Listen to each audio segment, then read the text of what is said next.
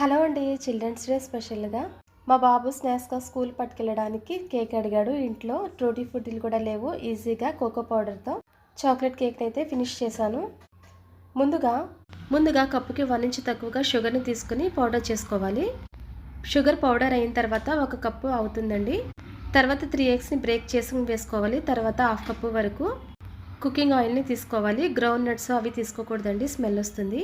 వీటిని బాగా మిక్స్ చేసుకొని మిక్సింగ్ బౌల్లోకి తీసుకోవాలి. తర్వాత జాలి పెట్టుకుని 1 కప్పు వరకు maida, 1/2 teaspoon baking powder, 1/2 teaspoon baking soda, 1/2 cup cocoa పౌడర్ని వేసుకుని బాగా జల్లించుకోవాలి. ఇప్పుడు కట్ అండ్ ఫోల్డ్ మెథడ్లో బాగా మిక్స్ చేసుకోవాలండి ఈ బ్యాటర్ని. ఈ బ్యాటర్ కలుపుకునే విధానంలోనే కేక్ పఫీనెస్ అనేది డిపెండింగ్ ఉంటుందండి.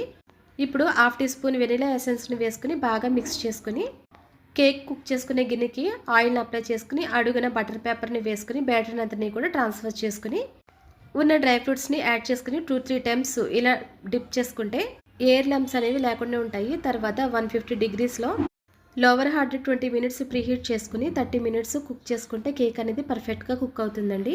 కేక్ కుక్ అయిందా లేదా అని నైఫ్తో కానీ టూత్పిక్తో కానీ చెక్ చేసుకుంటే క్లీన్గా వస్తే కుక్ అయినట్టు. నాకైతే పర్ఫెక్ట్గా వచ్చింది.